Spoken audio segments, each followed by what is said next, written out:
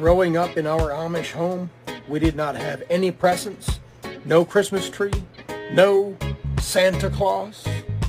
But check out our beautiful Christmas lights. Amish Christmas lights are always dark and black.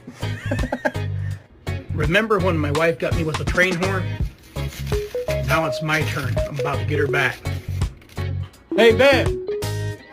Hey, come here real quick. It's an emergency. Hurry up.